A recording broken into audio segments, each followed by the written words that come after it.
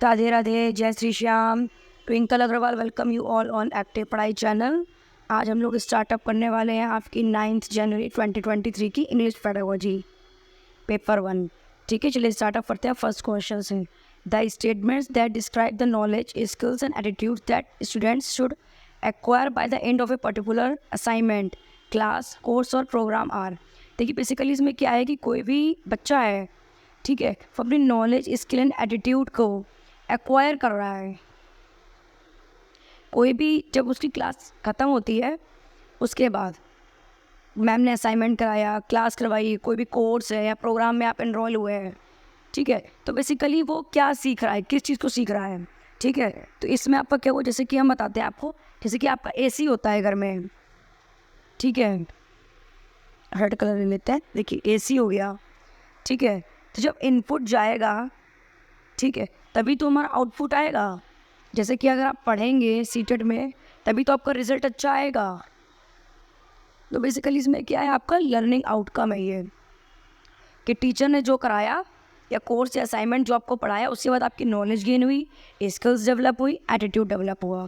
ठीक है, चलिए देखते हैं क्वेश्चन नंबर 2।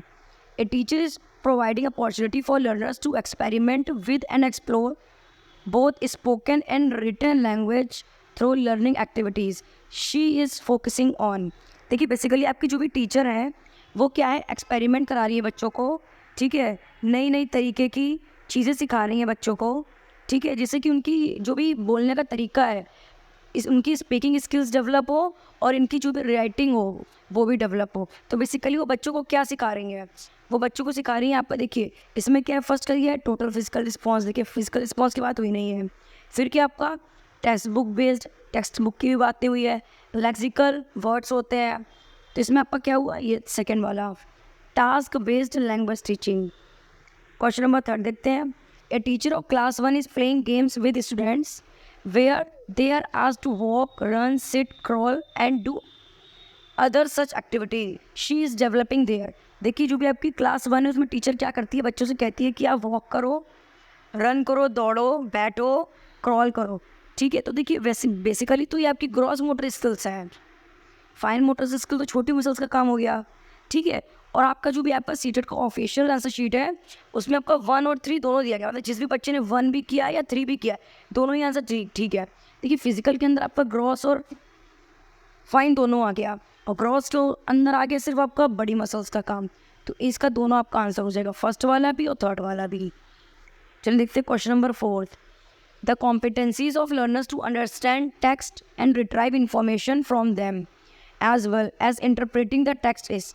बेसिकली जो भी टीचर है वो क्या करना चाह रहा है बच्चों से, कि लर्नर जो भी आपका बच्चा है वो जब भी आपका टेक्स्ट पढ़े, ठीक है, तो उसको समझ में आए वो चीज़, ठीक है, और जो भी उसकी गलतियाँ आई उसको सुधार पाए पढ़ के, ठीक है, उस चीज़ को इंटरप्रेट कर पाए, कहाँ हमारी गलती हुई है उसको सुधार कर पाए।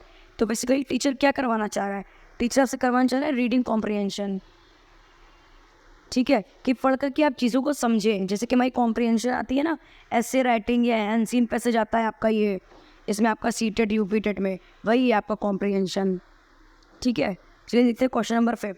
ए motor disorder that affect the coordination of the tongue and lip of produce sounds. Basically जो भी बच्चा है उसके बोलने में उसको प्रॉब्लम हो रही है, ठीक है, कभी कभी जैसे कि हकलाते नहीं है बच्चे, ठीक है, या टंग उनकी ऊपर तालवे में नहीं लग पाती है, तो उनसे सही वर्ड नहीं निकलता है, छोटे बच्चों से प्रॉब्लम होती है, तो इसको क्या कहते हैं, आपकी डिस्लेक्सिया। एक क्लास में आप लोग की वो करवा देंगे, सारी जो भी डिसऑर्डर्स हैं ना, सारे डिसऑर्डर्स करा देंगे आपकी एक स्लाइड में। चलिए देखते हैं question number 6। Which of the following is based on Vygotsky theory of language development. देखिए वाइगोस्की की जब भी बात है तो आप समझ लीजिएगा कि सोशल कंस्ट्रक्टिविस्ट ने सोशल रहने की बात की है, तो हम लोग ये ढूंढ रहे थे सोशल लिखा कहाँ पे है। देखिए फर्स्ट क्या है, there is no fundamental ability to language when a child is born. मतलब ये जब बच्चा पैदा होता है उसके अंदर कोई भी लैंग्वेज सीखने की एबिलिटी नहीं होती, ये बात गलत है। बच्चों को कभी भी ये नहीं मानेंगे कि उसके अंदर एबिलिटी नहीं है सीखने की। The development of a language is continual of general cognitive development, ये भी बात गलत है। ठीक है, आपका आंसर हुआ थर्ड वाला, language develop from social interaction. Basically क्या है कि घर में ही रह के बच्चा ज़्यादा सीख पाएगा, स्कूल जाएगा, 4 लोग से बात करेगा अपने दोस्त से, ठीक है, टीचर से देख के, टीवी से बहुत से बच्चे सीख जाते हैं कार्टून क्या बोल रहा है, ठीक है। तो आपका 6th का आंसर नंबर हो गया 3rd। 7 देखते हैं, which one of the following is not the principle of task based language teaching. Not लिखा है, इस चीज़ पे ध्यान रखिएगा, देखिए नॉट लिखा है, ठीक है। तो इसमें क्या हुआ, आपका आंसर नंबर हुआ 4th। बेसिकली इसमें क्या देखिए, इसका फोल्डिंग मतलब हिंट करना, एक्टिव लर्निंग की बात नहीं कही है, रिप्रोडक्शन ऑफ क्रिएशन क्रिएटिविटी की बात हुई, में टास्क बेस्ड लैंग्वेज टीचिंग की बात हुई है, ठीक है। तो आपका हो गया रिफ्लेक्शन ऑन ट्रांसलेशन। ये देखते हैं constructivist approach to language teaching, expect the teacher to. जो भी आपका टीचर है उसे कंस्ट्रक्टिविस्ट अप्रोच से क्या एक्सपेक्ट करते हैं एक टीचर से, टीचर आपको क्या पढ़ाएगा, क्या देखिए जो भी आपका टीचर होगा वो बेसिकली आपको क्या डेवलप करेगा। देखिए एक तो ये pre constructed knowledge of learner, बात तो सही है आपकी, ये सबसे बेस्ट देखते हैं। Construct their own curriculum, make learner prepare for their text book, ये बात नहीं कि टेक्स्ट बुक, ये बात आपकी सही है। 8th का 4th, help the learners construct knowledge using their experience. अपना जो भी उनका प्रीवियस एक्सपीरियंस है उसे जोड़ के बच्चे को पढ़ाएंगे तो बच्चा ज़्यादा समझ पाएगा चीज़ों को। क्वेश्चन नंबर 9 देखते हैं,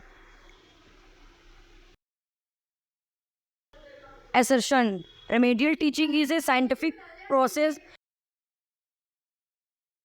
है, ठीक है। ये देखिए, फिर a teacher should be well aware of a student strength and weakness before applying the remedial method. देखिए बात सही है कि टीचर जो भी है उसको पता है कि बच्चे की स्ट्रेंथ मतलब पावर कहाँ है और उसकी वीकनेस कहाँ पे, कमजोरी कहाँ पे है, उस तरीके से उस प्रोसेस को मतलब जो भी अपने मेथड है उसको लागू करेगा या अप्लाई करेगा, ठीक है। तो इसका आपका दोनों सही है, तो इसका आपका आंसर हो गया आंसर नंबर 1।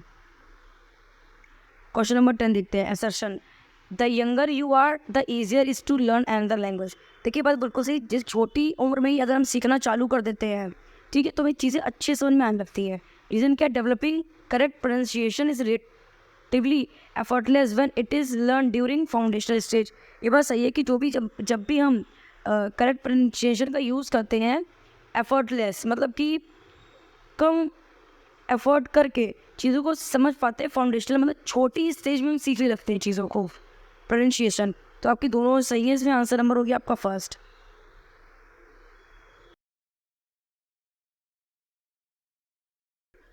क्वेश्चन नंबर 11 देखते हैं आपका, where young children begin to learn standard grammar then it turns to over generalized it is because. देखिए बेसिकली कोई भी बच्चा होता है, ठीक है, जब किसी भी लैंग्वेज को सीखना स्टार्ट कर देता है, ये स्टैंडर्ड ग्रामर को स्टार्ट कर देता है, तो वो ओवर जनरलाइज कर देता है चीज़ों को, ठीक है। ये किस वजह से होता है ये मैं जानना है, ठीक है, कि देखिए उसमें रूल्स होते हैं, सिंटैक्स वगैरह होता है, इस तरीके से बच्चों को प्रॉब्लम होती है। तो 11 का जो भी आपका हो गया, 11 का हो गया आपका आंसर नंबर 2। क्वेश्चन नंबर 12 देखते हैं, taking information from A text and creating there interpretation beyond the literal level is. जो भी इंफॉर्मेशन होती है टेक्स्ट से, ठीक है, वो क्रिएट करते हैं इंटरप्रिटेशन को किसी भी लेवल के ऊपर, जो भी बच्चा है, ठीक है, क्रिएट कर रहा है, मतलब वो भी है 1st क्लास में और चीज़ें उसको समझ में आ रही है या क्रिएट कर रहा है, उसका माइंड चल रहा है 2nd क्लास के बच्चे के तरीके। तो बेसिकली वो क्या कर रहा है, इन्फर कर रहा है किसी भी चीज़ को, ठीक है, गेस कर रहा है किसी भी चीज़ को, ठीक है। तो ये आपका हो गया 4th, 2nd का 4th। 13 देखते हैं, learner of class 5th say that when his friend speak Punjabi language, it is not difficult to understand, but reading it seems challenging. The statement makes them assess himself as he does. देखिए कोई भी 5th class का बच्चा है, वो जब भी Punjabi language बोलता है उसका फ्रेंड, तो वो समझ जाता है, बस वो लिखने में उसको प्रॉब्लम होती है, उसको चैलेंजिंग लगता है। तो बेसिकली वो क्या करना चाह रहा है इससे, ठीक है, कौन सी लर्निंग वो सीख रहा है। तो बेसिकली इसमें क्या कर रहा है, वो खुद को मतलब मॉनिटर खुद को कर रहा है, खुद की चीज़ों को मॉनिटर कर रहा है, ठीक है। तो इसका आपका आंसर नंबर हो गया 3rd। असेसमेंट एज लर्निंग में क्या होता है, खुद की चीज़ों को एसेस करना। चलिए देखते हैं question number 14, language assessment aims at measuring.